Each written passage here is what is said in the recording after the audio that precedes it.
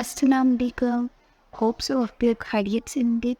आज जो मैंने आपको प्रीवियसली एनएफए के बारे में बताया था और उसकी एक बहुत फेमस एग्जांपल लेके आई हूँ, that is moves on a chess board. Chess board के ऊपर मूव्स को देखने के लिए जो है हम लोग मोस्टली एनएफए को कंसिडर किया जाता है। ठीक है, इससे हमें चेस बोर्ड का काफ़ी आइडिया हो जाता है। तो उस एग्जाम्पल को भी देखते हैं कि क्या होता है उसमें।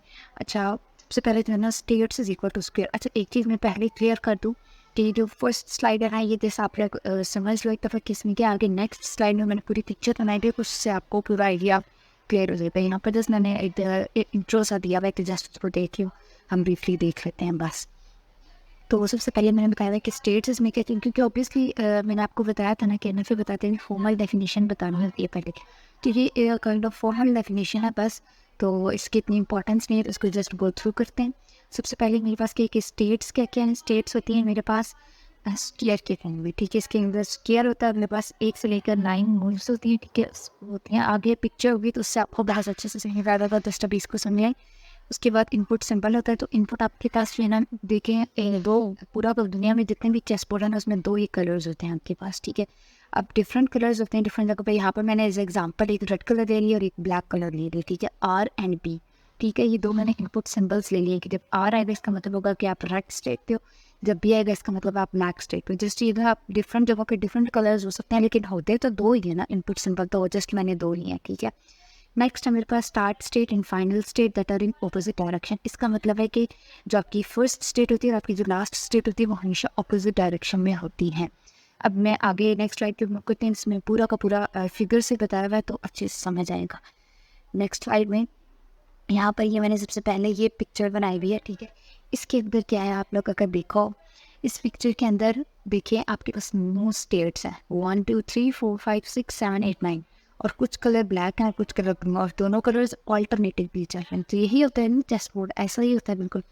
तो इस चेस बोर्ड के अंदर आपके पास अभी जो है इसका सबसे पहले आप लोग देख लो कि ट्रांजिशन टेबल, ये जिस साइड पे मैंने टेबल बनाया हुआ है ये पूरा का पूरा, इसको समझ लेते हैं कि ये कैसे बनने। ठीक है, सबसे पहले आपकी स्टार्ट स्टेट जो है ना वो 1 है। ठीक है, 1 is the starting state and 9 is the final state. ठीक है, अगर एक्सेप्टिंग स्टेट या फाइनल स्टेट जिस लो कि जहाँ पर आपकी स्ट्रेंथ पहुँच गई तो वो एक्सेप्ट हो जाएगी, ये आपका 9 है। ठीक है, तो ये आपको क्लियर हो जाना चाहिए कि starting state is 1 and final state या एक्सेप्टिंग स्टेट कौन सी है, 9।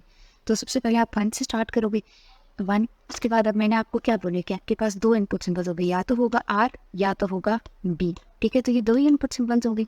तो अब या आर है या बी है। ठीक है, अब चेक करना है ना दोनों के ऊपर, क्योंकि आप जब टेबल बनाते हो तो आप दोनों पे पॉसिबिलिटी चेक करते हो, अगर आर सिंबल आया तो क्या होगा, बी आया तो क्या होगा।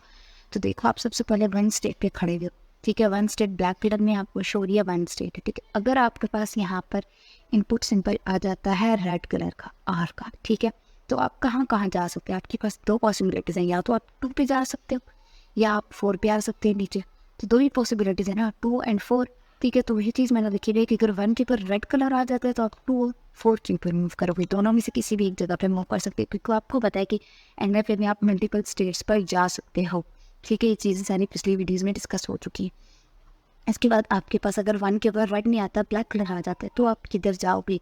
तो अगर 1 के ऊपर ब्लैक कलर आता है तो आप जाओगे 5 स्टेट के ऊपर, क्योंकि आपके पास एक ही पॉसिबिलिटी है 1 से 5 जाने की, और आप कहीं नहीं जा सकते क्योंकि इसकी एडजस्टर में ये 3 ही स्टेट्स है, 2 रेड है और 1 ब्लैक। ठीक है, सिंपल, चले गए।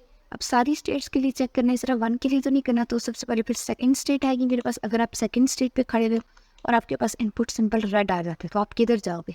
इसके एडजस्टर में चेक करो तो एक ही 4 रेड डाल रहे हैं और एक ही 6 रेड डाल रहे हैं। ठीक है, तो 4 और 6। और अगर आप 2 पे खड़े हुए और आपके पास ब्लैक आ जाता है तो आप किधर जाओगे, या तो 1 पे जाओगे वापस, या 5 पे आ जाओगे, या फिर 3 पे चले जाओगे। तो आपके पास 3 आ गई। ठीक है, इस तरह अगर आप थर्ड स्टेट पे खड़े हुए और आपके पास रेड इनपुट आ जाती है तो आप किधर जाओगे। अगर आपके पास थर्ड स्टेट और आपके पास रेड इनपुट है तो आपके पास 2 पॉसिबिलिटीज़ हैं, या 2 पे या 6 पे। ठीक है, और अगर आपके पास ब्लैक आता है तो आप 5 पे जा सकते हो। ऐसी बिल्कुल, या 4 पे अगर आपके पास क्या क्या है, ब्लैक आता है तो 1 5 एंड 7 है, रेड आते हैं तो 2 एंड 8 है। 5 पे हो तो अगर रेड आता है तो आपके पास 4 पॉसिबिलिटीज़ हो जाती हैं, 2 4 8 एंड 6। और अगर आप ब्लैक पे जाते हो तो आपके पास 4 है, 1 है, 3 है, 7 है, या फिर 9 है। और सेम 6 के ऊपर अगर ब्लैक आता है तो आप जस्ट 5 पे जाओगे, अगर रेड आता है तो आप 3 और 9 पे जाओगे। 7 है, अगर ब्लैक आता है तो 5 पे जाओगे, रेड आता है तो 4 और 8 पे जाओगे। 8 है, ब्लैक आता है तो आप 5 पे जाओगे, रेड आता है तो 4 और 6 पे जाओगे। और 9 जो कि आपकी एक्सेप्टिंग स्टेट है, उसके अंदर अगर आप रहते हुए आपके पास रेड आ जाता है तो आप 6 और 8 पे चले जाते हैं, ब्लैक आता है तो आप 5 पे चले जाते हो। ये पे टेबल पूरा का पूरा सेम वही चीज़ टेबल की फॉर्म में लिखी हुई है। इसको अगर आप खुद आप लोग बनाओगे तो ये बहुत ईजी है, कोई बड़ी बात नहीं है, ठीक है। होप सो ये आपको समझ आ गया होगा। अभी नीचे जो है ना, इसी की एक प्रैक्टिकल एग्जाम्पल, मैं एक एग्जाम्पल लूँगी, RBB एक इनपुट सिंबल लूँगी जिसमें एक रेड होगा और 2 ब्लू होंगे, और हम देखेंगे कि क्या ये वाला इनपुट सिंबल एक्सेप्ट होता है या नहीं होता। तो ये नेक्स्ट वीडियो में होगा। अभी तक के लिए ये इनफ है। और ये RBB को देखोगे तो आप देख लोगे कि ये एक्सेप्ट होता है या नहीं होता, ये हम नेक्स्ट वीडियो में देखेंगे। Thank you.